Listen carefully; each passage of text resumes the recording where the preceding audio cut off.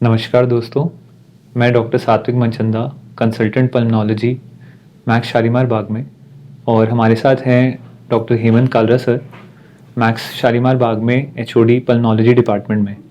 आज हम एक और इन्फॉर्मेटिव पॉडकास्ट लाए हैं आप लोगों के लिए, जिसमें हम जानने की कोशिश करेंगे कि हमारे देश में इनहेलेशन थेरेपी का क्या स्टेटस है, क्या उसके बारे में हम और डिटेल में समझ सकते हैं। सर, अगर आप कुछ बता पाएँ। देखिए सात्विक, इनहेलेशन थेरेपी हमारे देश में अभी भी एक बहुत ही बड़ा टैबू माना जाता है। लोग समझते हैं यार इनहेलर शुरू कर दिया या नेबुलाइज़र दे दिया तो बहुत ख़राब हो जाएगा, पेशेंट्स को नहीं लेना चाहिए, उसके बहुत साइड इफ़ेक्ट्स होते हैं, आदत पड़ जाती है और लेना पसंद ही नहीं करते। तो परंतु जो इनहेलेशन थेरेपी होती है, मेरा मानना ये और मेरा क्या सभी का मानना ये है कि सबसे सेफेस्ट मेडिसिन है, सबसे सेफ तरीका है किसी भी दवाई देने के लिए। अब आप टैबलेट दोगे, आप सिरप दोगे, कुछ भी और दोगे तो पहले पेट में जाएगा, पेट से होते हुए आपके सर्कुलेशन में जाएगा, फिर आपकी अलग अलग बॉडी में जाएगा, लिवर में, किडनी में, ब्रेन में, और अल्टीमेटली तो उसने जाना तो वही है, आपके लंग्स में जाएगा, आपकी एयर पाइप्स में जाएगा, जहाँ पे सूजन है, जहाँ पे उस दवाई ने काम करना है।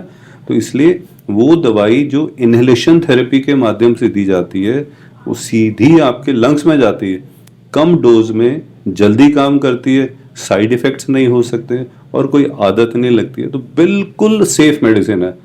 इसलिए आज हम आपको इनहेलेशन थेरेपी में कौन कौन सी इनहेलेशन थेरेपी हमारे देश में उपलब्ध हैं, कौन सी अच्छी है, कौन सी और भी ज़्यादा अच्छी है, किसके थोड़े थोड़े कुछ प्रॉब्लम्स रहती है, दोनों को कंपेयर करेंगे। मोटे मोटे तौर पे हमारे देश में इनहेलेशन थेरेपी के लिए सबसे पहले तो ये छोटे छोटे डिवाइसेस आते हैं मार्केट में, ये इनहेलर कहते हैं इसको, ये डीपीआई है, ये आपका स्पेसर है जो इनहेलर में डाल के लिया जाता है। ये बड़े सारे डिवाइसेस हैं, ये सारे बेसिकली डीपीआई या एमडीआई कैटेगरी में आते हैं।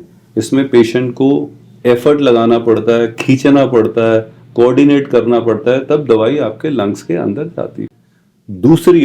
दूसरी ओर ये एक मशीन है जिसको हम नेबुलाइजर कहते हैं, आप सब लोगों ने देखा भी होगा, घर घर में यूज भी होती है, हर हॉस्पिटल में यूज होती है। अब इन दोनों में किस पेशेंट को कौन सा लेना चाहिए, कौन सा नहीं लेना चाहिए, उसके बहुत सारे कारण हो सकते हैं। तो आज उसी पे बात करेंगे कि किस तरह के पेशेंट को नेबुलाइजर लेना चाहिए, कौन सी सिचुएशन में इनहेलर लेना चाहिए, कब कैसे चेंज करना चाहिए, नेबुलाइजर के बाद इनहेलर पे आना चाहिए, थोड़े थोड़े जो शॉर्ट कमिंग्स हैं दोनों इंस्ट्रूमेंट्स की, नेबुलाइजर्स की भी और इनहेलर्स के भी, उसके बारे में भी आज बात करें।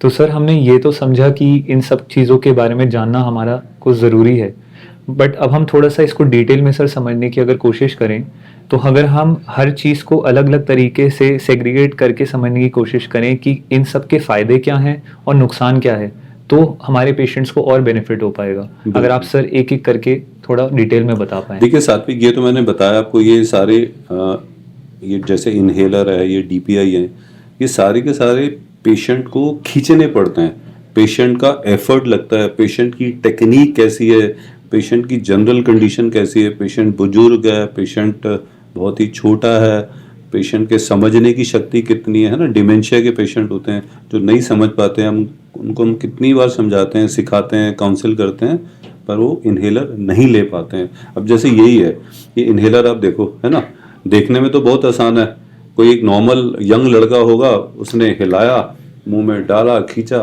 इनहेलर आ गया, उसके लिए बड़ा आसान है।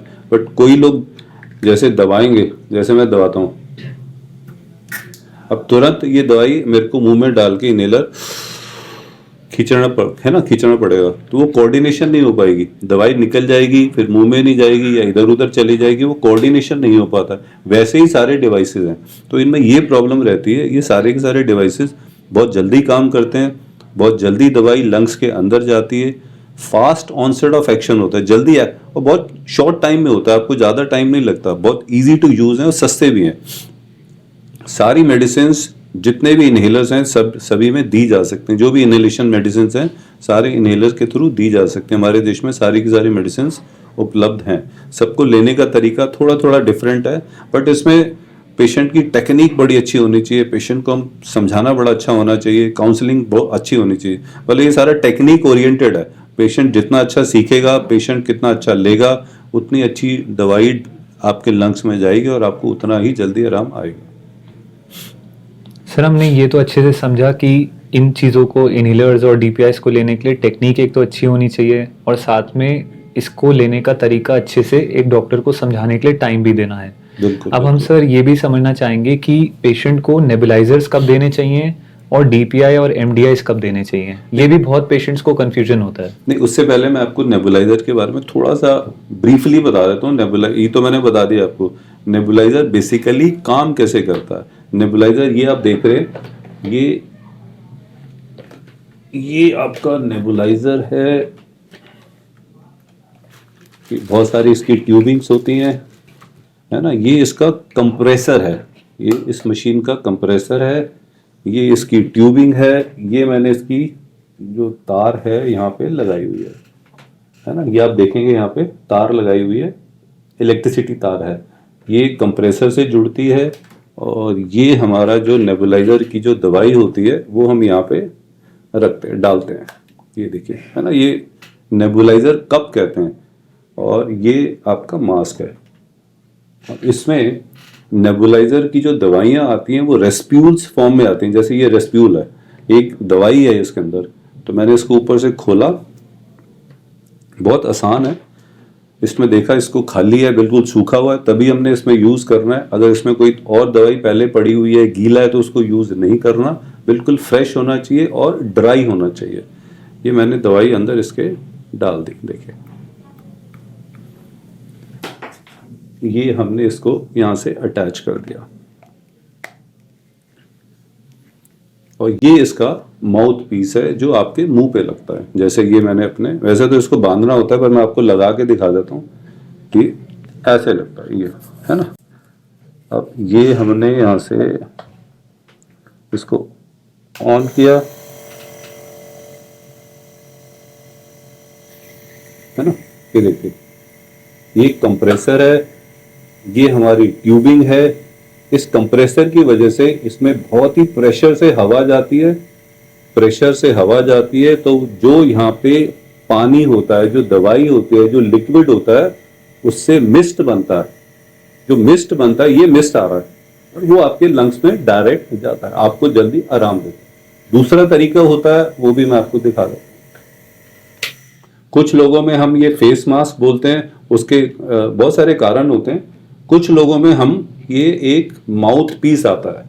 ये कुछ तरह के पेशेंट होते हैं जिनमें हम माउथ पीस प्रेफर करते हैं। इसका भी सेम तरीका है, वही इलेक्ट्रिसिटी का लगा हुआ है, सेम ट्यूबिंग है, अटैच किया, ये माउथ पीस लगा लिया और यहाँ से देखिए, है ना, कितनी प्रेशर से मिस्ट बन रही है। पर आप जब मुंह में डालेंगे इधर,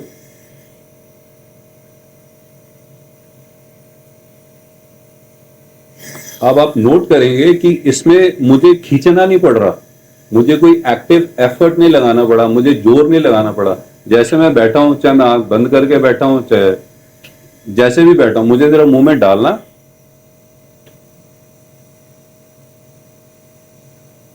और नॉर्मल ब्रीदिंग करनी है ना, नॉर्मल ब्रीदिंग करनी है। इसी का ये एडवांटेज है कि इसमें कुछ भी एफर्ट की जरूरत नहीं होती है, नॉर्मल ब्रीदिंग में ही ये लिया जाता है। परंतु ये जो इनहेलर होते हैं, जैसे ये है, आपको इसमें एफर्ट लगाना पड़ता है। जैसे मुंह में डाला,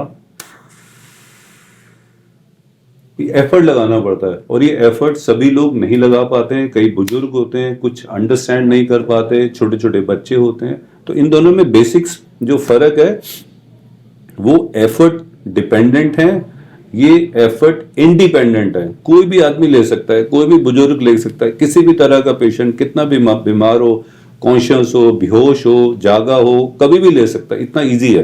तो इसको तो जैसे रात को पेशेंट्स लेटे होते हैं आईसीयू में, तो सिस्टर जाती हैं, अपना पेशेंट सो रहे होते हैं, अपना लगाया और अपना नेबुलाइज करके आ जाती है। पेशेंट को कोई भी तकलीफ नहीं होती, पर उसके लिए तो पेशेंट को जगाना पड़ेगा और उसको एफर्ट सिखाना पड़ेगा, लेने का तरीका सिखाना पड़ेगा। ये दोनों में ये बेसिक डिफरेंस है। तो ये बहुत इजी टू यूज है, पर इसका मतलब ये नहीं है कि इनहेलर लोग बंद करके नेबुलाइजर शुरू कर दें। आज भी inhaler is the safest way of delivering medicines in the lungs. सबसे अच्छा वही है अगर पेशेंट ले सकता है। पेशेंट ले सकता है, पेशेंट को कोई टेक्निक में प्रॉब्लम नहीं है, लेने में कोई दिक्कत नहीं है, समझदार है, डिमेंशिया का पेशेंट नहीं है, आर्थराइटिस नहीं है, आराम से ले सकता है, खींच सकता है, तो सबसे बेस्ट यही है। बट कुछ कुछ कंडीशंस में हमें नेबुलाइजर भी देना पड़ता है।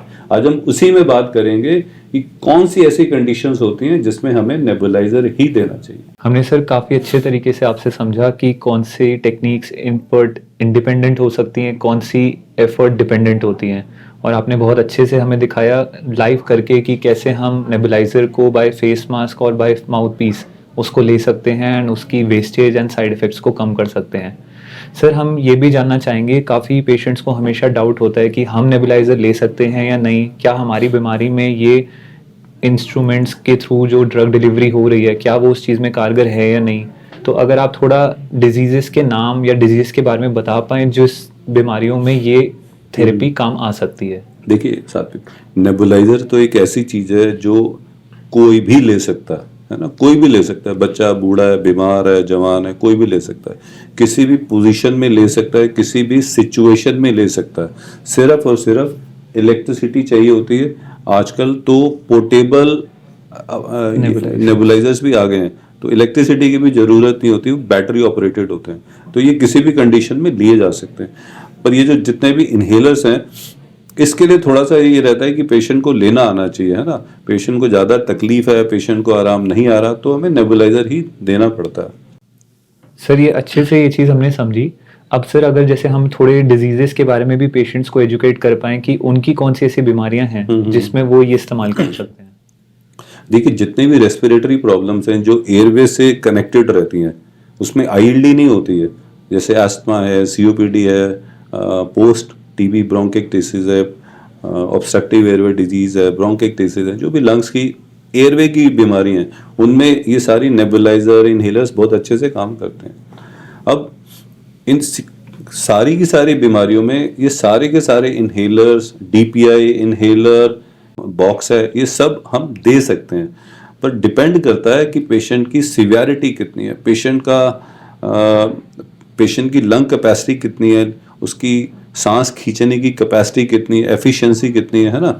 वो अगर पेशेंट की कैपेसिटी अच्छी है तो पेशेंट कोई भी इनहेलर ले सकता है। पेशेंट की कैपेसिटी पे डिपेंड करता है, पेशेंट की सिवियरिटी ऑफ डिजीज पे डिपेंड करता है, और दूसरा पेशेंट की समझदारी पे, मतलब पेशेंट कितना समझदार है। कई बार पेशेंट बहुत अलर्ट मोड पे नहीं होते, कई बार थोड़ा डिमेंशिया वाले भी लोग होते हैं जो नहीं समझ पाते लेना, तो ऐसे केस में आप नेबुलाइजर दे सकते हैं। परंतु जितनी भी बीमारियां आपने बताई हैं और या मैंने बताई हैं, सब में आप कोई भी इनहेलर दे सकते हो, बड़े आराम से दिया जा सकता है। पर इसमें यही है कि पेशेंट को लेने का तरीका बहुत अच्छा होना चाहिए बस। सर काफ़ी सारे पेशेंट्स हमारे पास ओपीडी में भी आते हैं कि वो नेबुलाइजर की मशीन से बहुत फेमिलियराइज्ड नहीं हैं। वो काफ़ी बार ऐसे इसे काफ़ी गलत तरीके से इस्तेमाल करते हैं, या उन्हें पता नहीं है, या पता है तो वो गलत तरीके से इस्तेमाल करते हैं। तो अगर आप सर एक बार बता पाएँ कि उनके ऐसे क्या गलत मिथ्य हैं या क्या गलत तरीके हैं जिस वजह से उनकी थेरेपी ढंग से उनको डिलीवर नहीं हो पाती। हाँ, ये भी आपने अच्छा क्वेश्चन पूछा। देखिए, सबसे पहले तो इसकी जो असेंबली होती है ना, वो बहुत जरूरी है। कई बार मैंने आपकी छोटी छोटी गलतियां बताता हूँ आपको। जैसे देखिए, ये तो चलो माउथ पीस है, इसमें कई बार लोग उल्टा करके कर रहे होते हैं, ऐसे उल्टा, ये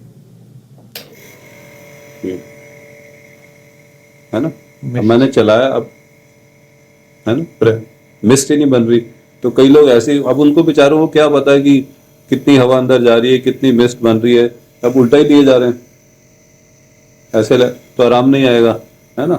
अब मैंने जैसे सीधा कर दिया तो मिस्ट आनी शुरू हो गई। सेम विद मास्क के साथ भी ऐसे ही है।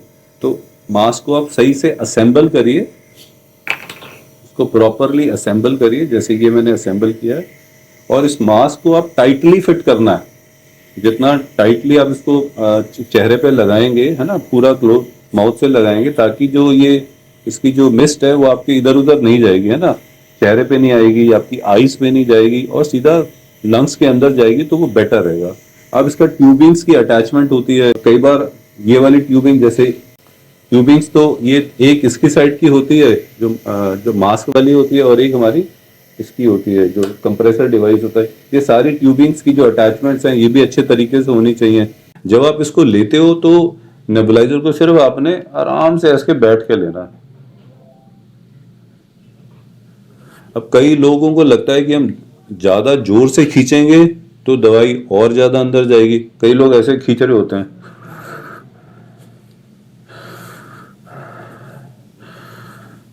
ये बिल्कुल गलत है। आप इतनी ज्यादा मात्रा में दवाई अंदर लेके जा रहे हो, आपने नॉर्मल ब्रीदिंग करनी है ना। नॉर्मल ब्रीदिंग नहीं करोगे तो जो दवाई जा रही है वो ज्यादा असर करेगी, मतलब वो ज्यादा नुकसान करना शुरू कर देगी। तो आपको आपने सीधे बैठना है, ऐसे टेढ़े वेढ़े होकर नहीं बैठना। आपने लेट के नेबुलाइजर नहीं लेना, बिल्कुल सीधे होकर बैठना है, मुंह पे रखना है, नॉर्मल ब्रीदिंग करनी है। आप बेशक टीवी देखते रहो, कुछ बात कर सुनते रहो, बात जो भी आसपास हो रही है, पर नॉर्मल बैठो, सीधे बैठो, मास्क को टाइटली फिट करो, ट्यूबिंग्स को सारा चेक कर दो, सारी अटैचमेंट ठीक है, इलेक्ट्रिसिटी सही से चल रही है ना। और इसको आप नॉर्मल बैठ के नॉर्मल ब्रीदिंग करो, normal inspiration expiration, that's all. Sir हम काफ़ी अच्छे से समझ पा रहे हैं एंड काफ़ी सारे पेशेंट्स भी मानेंगे कि काफ़ी कुछ वो इस पॉडकास्ट से सीख पाएंगे। अब सर मैं रियल लाइफ एग्जांपल्स पे थोड़ा जाना चाहूँगा। जैसे हमारे पास ओपीडीज़ में पेशेंट आते हैं तो काफ़ी बार हमारे पास पेशेंट्स आते हैं जैसे आर्थराइटिस के साथ, जिनके हाथ में उंगलियां कुछ टेढ़ी हैं या जिनके हाथ कांपते हैं, पार्किंसंस के, अल्जाइमर्स के, या कुछ पेशेंट्स हैं जिनको ऑस्टियोआर्थराइटिस है, इतना ज़्यादा पेन होता है, या कुछ न्यूरोलॉजिकल स्टेटस के पेशेंट्स होते हैं जिनका होश इतना अच्छा नहीं होता कि उनका दिमाग, सांस लेने की गति और हाथ का कोऑर्डिनेशन इतना अच्छा रहे कि वो इन तरीके के ले पाएँ। तो सर ऐसे पेशेंट्स के सिनारियो को हम अलग कर करके देखें तो हम कौन सी थेरेपी किस में अच्छे से दे पाएंगे? देखिए सात्विक, जो भी आपने सारे गिनाए हैं सारे के सारे नेबुलाइजर कैटेगरी में फिट बैठते हैं। ट्रेमर्स हो रहे हैं, आर्थराइटिस है, पार्किंसोनिज्म है, डीपीआई या इनहेलर के साथ कोऑर्डिनेट नहीं कर पा रहे, सिंक्रोनाइज नहीं कर पा रहे, उनकी इंस्पिरेटरी कैपेसिटी इतनी ज़्यादा नहीं, इसमें तो नेबुलाइजर ही देना है। और हम कई बार देखते भी हैं, और पेशेंट आता है, सर मैं तो 5 साल से इनहेलर ले रहा हूँ, कितने डॉक्टर को दिखा लिया, आराम ही नहीं आ रहा। हम कहते हैं दिखा भाई कैसे लेता है इनहेलर। अब उसको इनहेलर लेना ही नहीं आता, और जैसे ही वो नेबुलाइजर पे जाता है और वो ले भी नहीं पा रहा होता, उसकी टेक्निक ही नहीं अच्छी होती और सिखाने के बावजूद भी नहीं सीख पा रहा होता, तो जैसे ही हम बगल वाले रूम में नेबुलाइज कराते हैं, पेशेंट कहता है मुझे तो बहुत आराम आ गया। तो जिन लोगों की फॉल्टी इनहेलेशन टेक्निक होती है, बार बार समझाने के बाद भी कई लोग नहीं समझ पाते इनहेलर लेने का तरीका, तो ऐसे केसेस में भी nebulisation is the first choice. बाकी जो बुजुर्ग लोग हैं, एल्डरली हैं, एडवांस्ड सीओपीडी के पेशेंट हैं, एस्थमा की जो बार बार एग्जैजर्बेशंस घरों में होती रहती हैं, घर में पेशेंट सारे इनहेलर लेते हैं। आपको जैसे लगा, एक पेशेंट है, उसने, हम कहते हैं 2 पफ सवेरे 2 शाम लेना है, आपने 2 पफ ले लिए, 2 शाम को भी ले लिए, 2-4 पफ दोपहर में भी ले लिए, फिर भी आराम नहीं आ रहा, तो फिर क्या करें? तो नेबुलाइजर है, सबसे पहले फटाफट आप नेबुलाइजर उठाइए। क्योंकि मैं जब प्रिस्क्रिप्शन बनाता हूँ सबसे पहले इनहेलर ही लिखता हूँ, बट साइड में नेबुलाइजर भी लिखता हूँ। अगर इमरजेंसी होती है, आप इनहेलर किसी भी वजह से नहीं ले पा रहे, या टेक्निक अच्छी नहीं हो पा रही, या आराम नहीं आ रहा है ना, कई बार इनहेलर ही खत्म हो जाता है घर में, तो आपके पास नेबुलाइजर जरूर होना चाहिए, नेबुलाइजर की दवाई होनी चाहिए। आप 1 या 2 बार नेबुलाइज करोगे तो जो प्रॉब्लम आपके आई है वो सॉल्व हो जाएगी। सर आपने बिल्कुल सही चीज़ पॉइंट आउट करी एंड मैं दोबारा से रिकैपिचुलेट पेशेंट्स के लिए करना चाहूँगा कि जब पेशेंट्स काफ़ी बार ओपीडी में आके बताते हैं कि हम घर पे जूझते रहे, तड़पते रहे कि हमारा इनहेलर काम नहीं कर रहा, तो हम क्या करें, उस वक्त उनको दिमाग में ये नहीं आता, घर वाले भी परेशान हो जाते हैं। तो उस वक्त सर ने बिल्कुल सही बात कही कि आपके पास एटलीस्ट इमरजेंसी उस टाइम को पेव अवे करने के लिए एक नेबुलाइजर होना चाहिए। ये नेबुलाइजर आपको उस वक्त इमरजेंसी सिचुएशन से बाहर निकाल के एक आपको समय दे पाएगा कि आप सही डॉक्टर के पास आके अपना आगे का इलाज पूरा ढंग से कर पाएँ। और साथ में ये भी चीज़ एक बार मैं बताना चाहूँगा कि आप जो इनहेलर्स लेते हैं वो भी हमने काफ़ी बार ओपीडी में देखा है कि आप गलत तरीके से इस्तेमाल करते हैं, क्योंकि अगर आपका ये इनहेलर है ये आप स्पेसर के बगैर ले रहे होते हैं।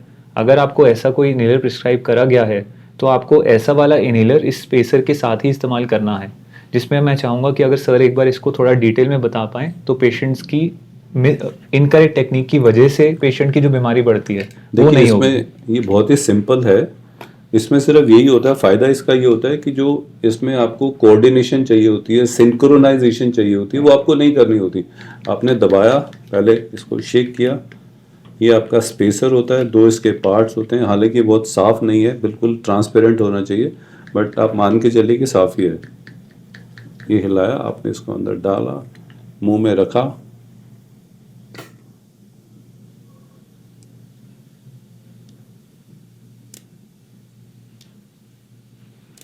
ऐसे आपने 5 बार अंदर 5 बार बाहर छोड़ना होता है।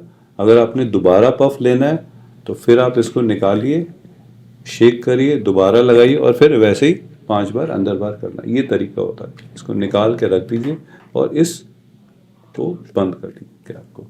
जो लोग भी ट्रैवल करते हैं या इंडिया में करते हैं या इंडिया के बाहर करते हैं और वो एस्थमेटिक पेशेंट हैं, सीओपीडी के पेशेंट हैं, बिल्कुल ठीक चल रहे हैं, उनको 3 महीने से 4 महीने से कोई दिक्कत नहीं हुई, प्लीज़ कहीं पे भी आप जाइए तो अपने सारे के सारे इन्हेलर, रेस्क्यू इन्हेलर, जो मेंटेनेंस के इन्हेलर हैं, वो अपने साथ लेके जाइए। आई विल ऑल्सो एडवाइज साथ में नेबुलाइजर भी लेके जाइए, ये बहुत ज़रूरी है। अगर आप ये आपके पास होगा, छोटी मोटी दिक्कत होगी तो वैसे ही निकल जाएगी, पता भी नहीं चलेगा, क्योंकि आपको एक अंदर से लगेगा कि हाँ मेरे पास पड़ा हुआ है, कोई दिक्कत होगी तो मैं कभी भी निकाल के कर लूँगा।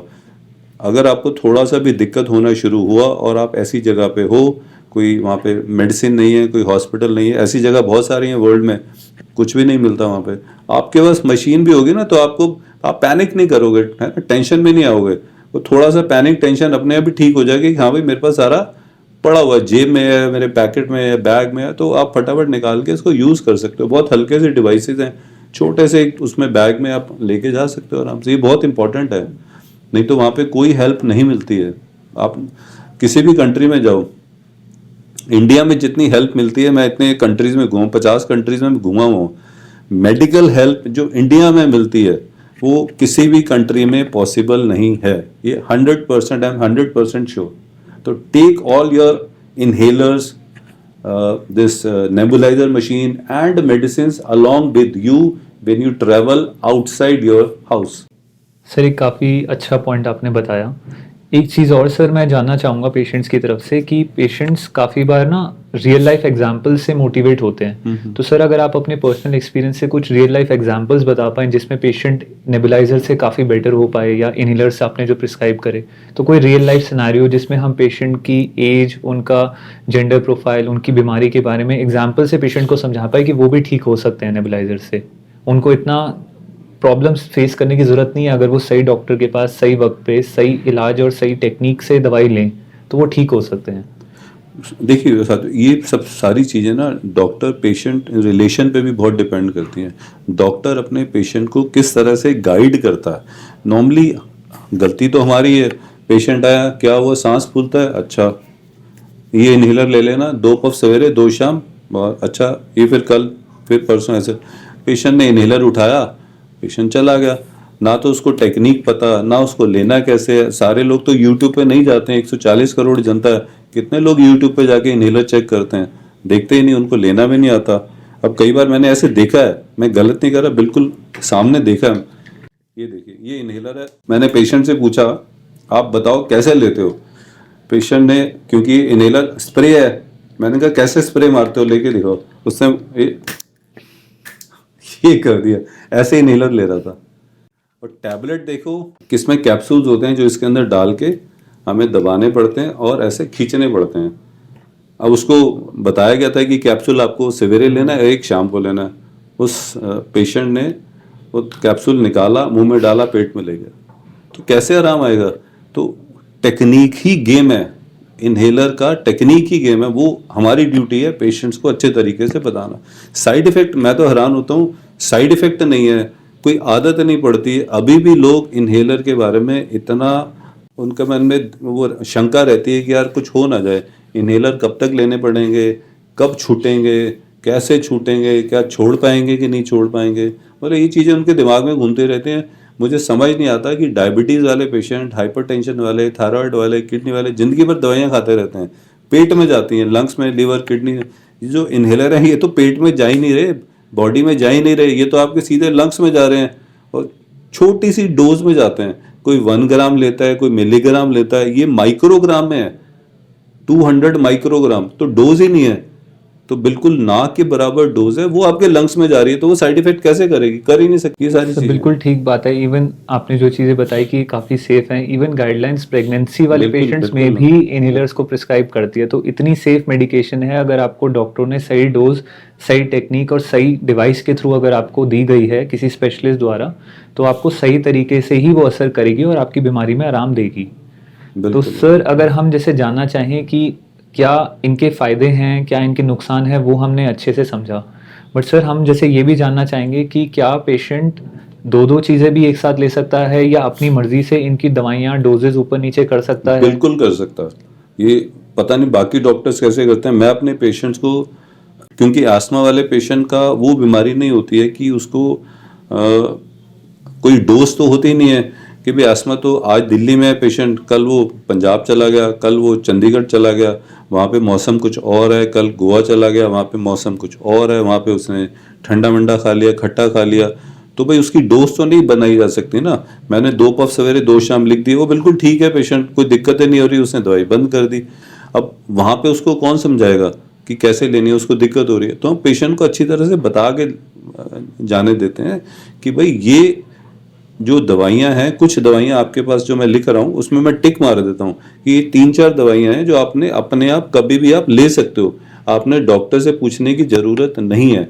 अगर इससे आराम नहीं आता, 80% केसेस में आ ही जाता है, तो फिर आप मेरे को आके मिलिए, फिर मैं आपको बताऊंगा। तो पेशेंट को ये कोई इस तरह की दवाइयाँ तो है नहीं कि हमेशा डॉक्टर के पास जाके दवाई लेनी है।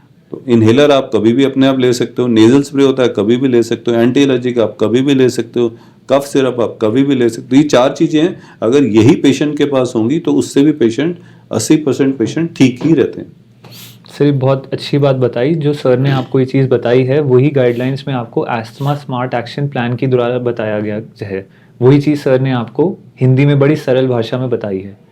सर हमने काफ़ी डेप्थ में ये सब सारी चीज़ें डिस्कस करी। अब सर मैं जानना चाहूँगा कि क्या कोई ऐसी इनोवेटिव न्यू नोवेल टेक्नोलॉजीज़ भी आ चुकी हैं जो हम अब पेशेंट्स को एडवाइस कर सकते हैं या आने वाली हैं? हाँ, आ तो चुकी हैं, अभी हमारे कंट्री में बहुत ज़्यादा नहीं है। स्मार्ट इनहेलर्स आते हैं। स्मार्ट इनहेलर्स मीन्स वो बिल्कुल जैसे ये इनहेलर है, तो वो कनेक्टेड होते हैं डिवाइसेस के साथ, पेशेंट के मोबाइल के साथ या किसी और डिवाइस के साथ, तो वो ट्रैकिंग होती रहती है, जैसे डॉक्टर के साथ भी रहते हैं। डॉक्टर ने लिखी हुई है 1 डोज सवेरे 1 शाम को लिखी हुई है, तो डॉक्टर के मोबाइल पे मैसेज आता रहता है कि जो मेरा पेशेंट है, इस नाम का पेशेंट है, उसने कौन सी सिटी में है, कौन सी कंट्री में है, कहाँ पे है, वहाँ पे पोल्यूशन कितना है, AQI कितना है, किस तरह के टेम्परेचर, सब कुछ आता है उसमें, और पेशेंट ने कितना पफ लिया या नहीं लिया। जो मिस होता है तो वो सारा वो पता चलता रहता है। स्मार्ट इनहेलर है, पर अभी इंडिया में अच्छी तरह से उपलब्ध नहीं है, कुछ कुछ जगह पे होगा। इवन सर अगर आप वो भी बता पाएँ कि आजकल मीटर डोज़ भी आ गया है जिससे पेशेंट अपनी डोजेज़ को अगर मॉनिटर कर पाए। हाँ, मीटर डोज भी आते हैं। पहले होता था इनहेलर की, जैसे ये है इनहेलर, इस पे भी हालांकि मीटर डोज है। मीटर डोज मतलब आप जितने भी डोज लोगे तो हमें पता चलता रहता है कि डोज कितनी कम हो रही हैं। 200 थी, 200 से 150 आ गई, 30 आ गई, तो जैसे ही वो 2 या 3 पे आनी शुरू हो जाती है तो इसका मतलब है आपका जो इनहेलर है ख़त्म होने वाला है, आप दूसरी ले लीजिए, दूसरा इनहेलर ले लीजिए। पहले क्या होता था, जब मीटर डोज नहीं होती थी तो पूरा इनहेलर ख़त्म होने के बाद भी जब आप दबाते थे तो पफ ऐसे आते थे, 3-4-5 पफ वैसे ही आ जाते थे। डोज नहीं है पर ये पफ आते रहते थे, तो पेशेंट को लगता था दवाई है, पेशेंट को लगता था अब मैं ले रहा हूँ, अब आराम ही नहीं आ रहा। तो अब मीटर डोज का फ़ायदा ये हुआ है कि जितनी डोज हैं पेशेंट उतनी ही लेगा, एक्स्ट्रा फालतू के पफ नहीं मारेगा। एंड सर इसमें मैं एक चीज़ और बताना चाहूँगा, जब भी आपका न्यू इनहेलर आता है तो हमेशा उसके स्टार्टिंग में कुछ ब्लैंक डोजेज़ होती हैं। बिल्कुल। तो ऐसे ना समझें कि अगर आप स्टार्टिंग में लेना शुरू करते हैं और आपने एक पफ अगर लिया, उसके बाद आपको आराम नहीं आया तो इसका मतलब आपकी थेरेपी गलत है। इसका मतलब ये भी हो सकता है कि आपने अभी अपने पहले 2 पफ्स लिए हैं जो एक्चुअली में ब्लैंक डोजेज़ हैं। तो इसलिए हमेशा अपने इनहेलर को जब आप पहली बार नया लेते हैं, उसको शेक करने के बाद 1 से 2 बार पफ करके उसके ब्लैंक डोजेज़ को जाने दीजिए, फिर उसको अपने रूटीन इस्तेमाल में लाइए। हाँ, तो ये बिल्कुल नए इनहेलर को, ये नहीं कि हर बार यूज करने के लिए 2 पफ नहीं मारने हैं आपने। जब भी आप नया इनहेलर मार्केट से लेते हो, पैकेट से खोलते हो, तब पहली बार आपने 2 पफ मारने हैं। सर काफ़ी बार मैंने ओपीडी में ये भी नोटिस करा है कि काफ़ी टाइम पेशेंट कि जो डिवाइस डिलीवरी का टेक्निक होता है उसमें काफ़ी बार गलती होती है। कभी वो मास्क ले रहा होता है, कभी वो माउथ पीस से ले रहा होता है, कभी उसके मास्क का साइज़ ठीक नहीं होता है। तो थोड़ा-सा अगर आप हल्का सा डिटेल में बता पाएँ ताकि पेशेंट्स कन्फ्यूज़ भी ना हों, बट एटलीस्ट इतनी नॉलेज उनको चली जाए कि ड्रग डिलीवरी सही तरीके से उनको बेनिफिट पहुँचा पाए। वही सात्विक, जैसे मैंने बताया आपको, ये माउथ पीस है, इसको अच्छी तरह से हमने फेस पे लगाना है, फिट होना चाहिए। कहीं से लूज़ है तो दवाई आपके मुंह पे जाएगी, आपकी आंखों पे जाएगी। और कई बार कुछ पेशेंट क्लॉस्ट्रोफोबिक भी होते हैं कि पूरा पूरा मास्क आपके आ गया तो वो नहीं ले सकते, डर जाते हैं। बच्चे छोटे छोटे रोने लग जाते हैं लगा के। तो उस केस में आप ये मैंने आपको बताया माउथ पीस का आप यूज़ कर सकते हैं। इसके अलावा कुछ दवाइयाँ ऐसी होती हैं जो हम चाहते हैं कि आप अपने माउथ पीस से यूज़ करिए, जैसे anti cholinergic drug, inhalation steroid. हालांकि इनहेलेशन स्टेरॉइड इससे भी बहुत अच्छा है, परंतु जो एंटी कोलिनर्जिक ड्रग्स हैं हम कोशिश करते हैं कि आप इससे लीजिए। जैसे लामा आती है और इप्राट्रोपियम आती है दवाई, वो इससे लीजिए। उसका कारण ये है कि ये जो एंटी कोलिनर्जिक दवाइयाँ होती हैं जो इनहेलेशन में दी जाती हैं, उनसे कभी कभी जो ग्लूकोमा होने के बढ़ने के चांसेस होते हैं। अगर दवाई यहाँ से लीक करेगी तो आंखों में जाएगी, आंखों के प्रेशर बढ़ने के चांसेस होते हैं। दूसरा, आप इनहेलेशन स्टेरॉइड लेते हो, जिन लोगों को स्किन की प्रॉब्लम है, फेस में स्किन की प्रॉब्लम है, तो उनको फेस मास्क हम लोग डिस्करेज करते हैं।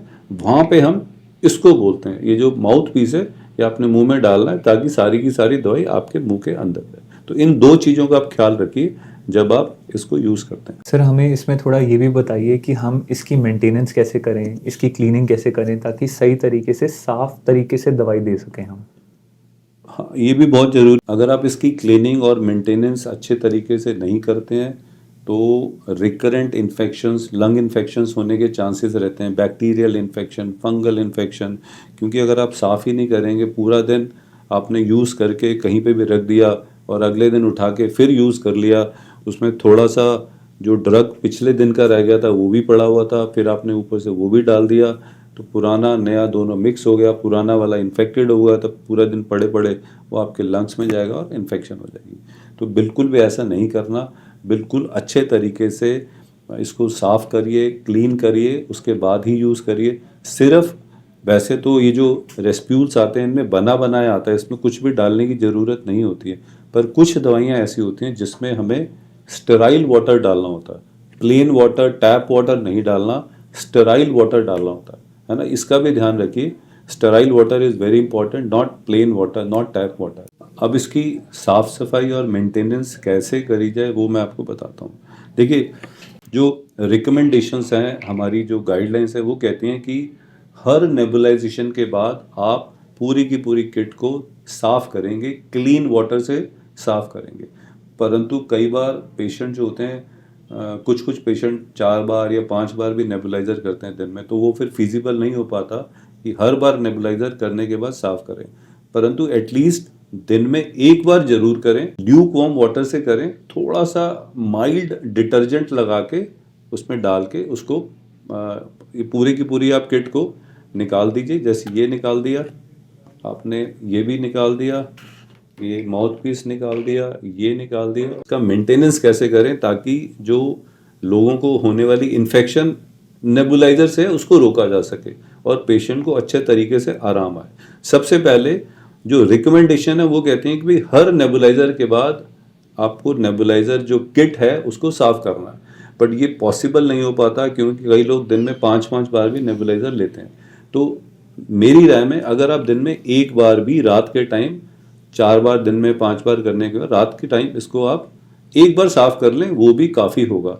सिर्फ ल्यूक वार्म वाटर में ये सारे के सारे जो पार्ट्स हैं अब सारे हटा दीजिए। जैसे ये कप है, ये मास्क है, ये माउथ पीस है, ये आपका ये कैप वो है ना। तो आप सबको इसको हटा दीजिए, इसको ल्यूक वार्म वाटर में डाल दीजिए, हल्का सा डिटर्जेंट डाल के इसको रख दीजिए। 20 मिनट के बाद आप इसको नॉर्मल पानी, साफ स्टेराइल पानी से रिंस करिए और इसको एक अच्छी जगह पे पैक करके रख दीजिए। आप इस ट्यूबिंग को नहीं छेड़ेंगे, ये ट्यूबिंग को बिल्कुल भी नहीं छेड़ेंगे, इसको पानी वानी नहीं डालेंगे।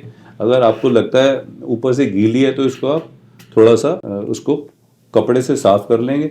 और दूसरा तरीका ये भी आता है कि एक ड्राई ये होता है। मैंने मास्क नहीं लगाया पर मैं इसको ऑन कर रहा हूँ, तो ड्राई क्लीनिंग कहते हैं इसको, है ना।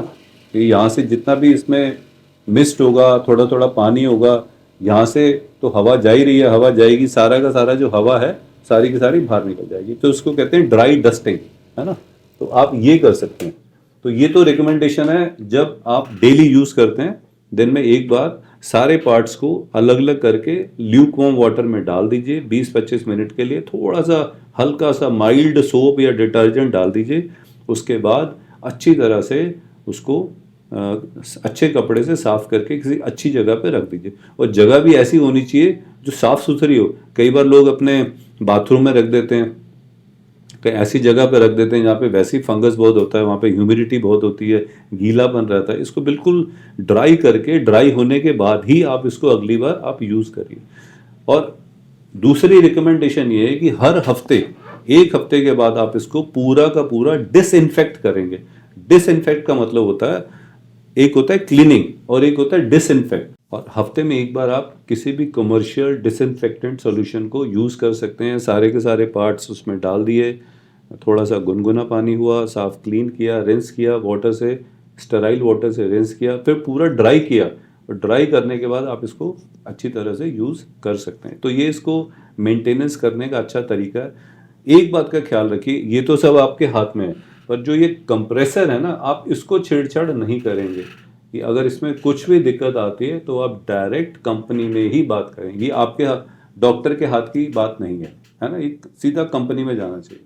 सर, आपने जैसे डिस्कस करा था कि हम काफ़ी इनहेलेशनल थेरेपीज़ को नेबुलाइजर्स के थ्रू दे सकते हैं, जैसे आपने मेंशन करा लामा, लाबा, आईसीएस, इनहेलेशनल कॉर्टिकोस्टेरॉइड्स।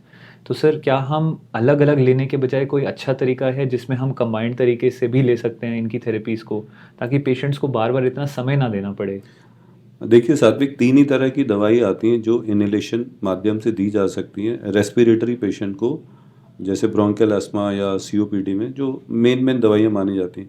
वो सारी की सारी दवाइयाँ जितने भी हमारे इन्हेलर्स हैं, इन्हेलर हैं या एमडीआई हैं या डीपीआई, सभी में दी जाती हैं। एक ड्रग भी रहती है उसमें, कईयों में 2 ड्रग रहती है, कईयों में तीनों ड्रग भी रहती हैं, तो दी जा सकती हैं। परंतु पहली बार ऐसा इंडिया में हुआ है कि तीनों की तीनों दवाइयाँ, लामा, लाबा और आईसीएस इनहेल्ड कॉर्टिकोस्टेरॉइड, अब नेबुलाइजर में भी उपलब्ध है। ये किसी भी कंट्री में अभी तक नहीं है, not even a single country accept India.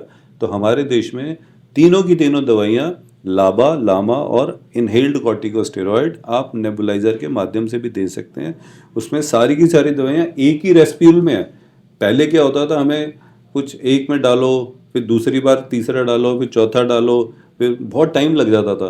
Patient भी कंफ्यूज रहते थे, पहली कौन सी डालें, दूसरी कौन सी डालें, उसके बाद कुल्ला करना है, इसके बाद कुल्ला करना है। तो अब उन्होंने क्या किया, सारी की सारी दवाइयाँ एक ही में ही डाल दी हैं। कंपैटिबल दवाइयाँ हैं, सिर्फ आपको उसको लेना है, फ्रिज में से निकालना है, एक रेस्प्यूल जैसे निकाला, बाकी पैकेट आपने रख दिया, दवाई यूज़ करी और उसके बाद अच्छे तरह से गार्गल करना है। तो पेशेंट का टाइम भी बच जाता है, पेशेंट कंफ्यूज भी नहीं होता। बहुत सारी दवाइयाँ लेनी होती हैं उसको, सीओपीडी आस्थमा वालों में, तो उसमें सारी की सारी दवाइयाँ एक ही रेस्प्यूल में आ गई हैं। तो ये बहुत ही बड़ी इनोवेशन है।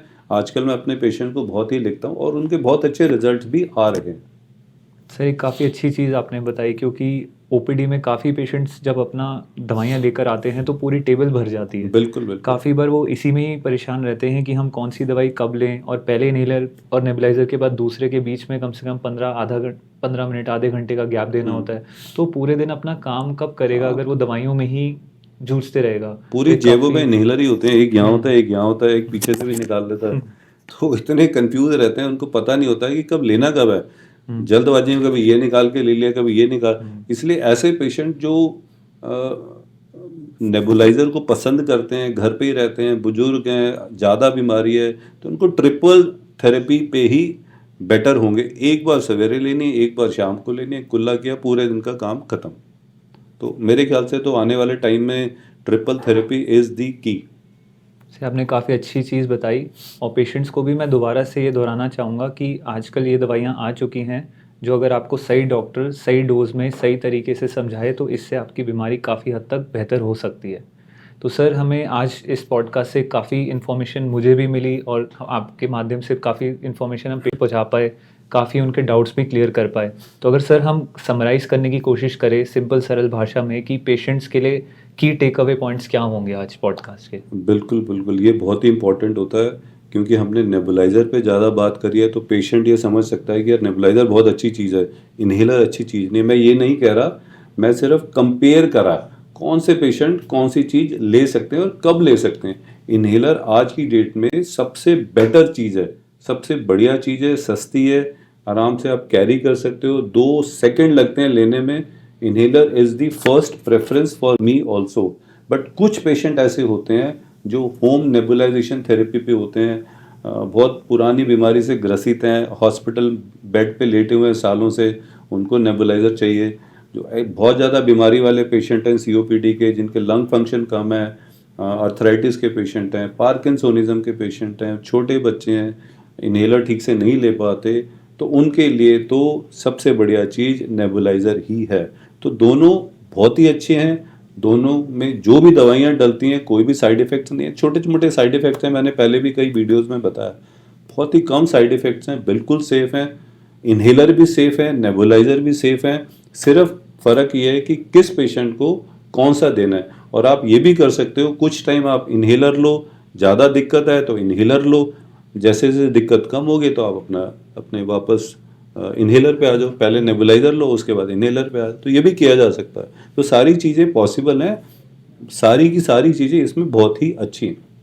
जाते जाते मैं एक, क्योंकि मेरा दिल कर रहा था बताने का, कि देखिए हमारे देश में एलोपैथिक भी है, आयुर्वेदिक भी है, होम्योपैथिक भी करते हैं। मैं उनके अगेंस्ट में नहीं बोल रहा, पर मैं ये कहना चाहता हूँ कि देखिए इतने सारे कंट्रीज़ हैं, इतने पढ़े लिखे कंट्रीज़ हैं, क्या क्या उन्होंने बना दिया।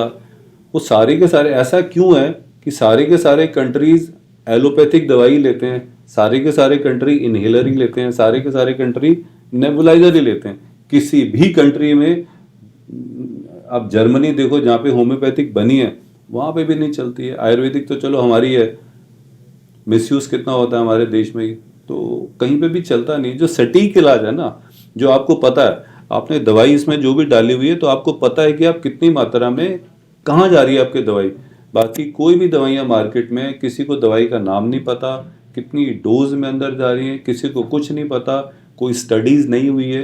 तो इसलिए आप कृपया करके वही दवाई लीजिए जिसके बारे में आपको गूगल पे अच्छी इन्फॉर्मेशन मिले, सब कुछ पता हो, दवाई का नाम लिखा हो, सॉल्ट का नाम लिखा हो, उसकी इन्फॉर्मेशन आपको गूगल पे बहुत सारी इन्फॉर्मेशन मिले, वही दवाई लीजिए। किसी के कहने पर पुड़िया बनाकर दवाई बिल्कुल भी मत लीजिए। बहुत सारे लोग लंबी लंबी लाइन लगा के दवाइयाँ बांट रहे हैं, बहुत सारे लोग हैं, मैं बहुत सारे लोगों को जानता हूँ, पुड़िया बना के दवाइयाँ देते रहते हैं। शुरू में थोड़े दिन के लिए आराम आता है, फिर पता चला बाद में हड्डी क्रैक हो गई, आंखें खराब हो गई, बाल झड़ गए, स्किन की प्रॉब्लम हो गई, शुगर हो गई। तो प्लीज़ ऐसा मत करिए, अपने देश के पढ़े लिखे डॉक्टर्स पे भरोसा करिए। We are the best doctors in the world. Sir ने बहुत इंपॉर्टेंट बात कही कि आप कोई भी प्रैक्टिस ऑफ मेडिसिन को फॉलो करें, बट वो एविडेंस बेस्ड मेडिसिन होनी चाहिए। ये चीज़ का आप ध्यान रखिएगा कि सर ने जो चीज़ें बोली है कि आप कोई भी प्रैक्टिस ऑफ मेडिसिन फॉलो करें, चाहे एलोपैथिक, होम्योपैथिक, आयुर्वेदिक, कोई भी डॉक्टर उसके अगेंस्ट नहीं होता है। बट हमेशा आप अपना लॉजिक, अपने डॉक्टर की सलाह, और एक बार आप खुद भी अपनी रिसर्च और ट्रायल्स को पढ़िए कि क्या वो आपके लिए फ़ायदेमंद है या नहीं। आंखें बंद करके, जैसे सर ने बोला, किसी पुड़िया में अगर कोई डॉक्टर आपको या कोई भी दोस्त या कोई भी साथी आपको अपनी दवाई देता है तो कृपया उसको ना लें, और एटलीस्ट किसी पढ़े लिखे डॉक्टर से एक बार ज़रूर संपर्क करें कि क्या वो दवाई लेनी चाहिए या नहीं लेनी चाहिए। क्योंकि ये दवाइयाँ, आप बहुत बार हमारे पास ओपीडी में होता है कि हमारे पास पेशेंट आखिरी स्टेज में आता है या अपनी बीमारी बढ़ाकर आता है, उस वक्त हम बड़े हेल्पलेस फील करते हैं कि हम उस पेशेंट को वापस से उसकी ज़िंदगी अच्छी कैसे दे पाएँ। तो हमारी यही कोशिश है इन पॉडकास्ट के थ्रू कि हम आपको वो जानकारी अच्छे से दे पाएँ और आपकी ज़िंदगी शुरुआत से ही बेहतर रखें। क्योंकि डॉक्टर का काम सिर्फ आपको ठीक करना नहीं है, डॉक्टर का काम आपको ये भी बताना है कि आप बीमार आगे कैसे ना पड़े। तो उसके लिए आप हमारे पॉडकास्ट को फॉलो करें। सर ने काफ़ी सारी वीडियोस और भी बनाई हैं यूट्यूब पे, वो भी आप जाके देखिए। काफ़ी ज़्यादा इन्फॉर्मेशंस आपको मिलेगी, काफ़ी मिथ्स आपके बस्ट होंगे। एंड हम यही होप करेंगे कि अगली बार आप जब ओपीडी में आए तो हमें ये बताएं कि हम आपकी वीडियोस से काफ़ी मोटिवेटेड रहे और अब हम बीमार नहीं पड़ रहे। Thank you sir. Thank you.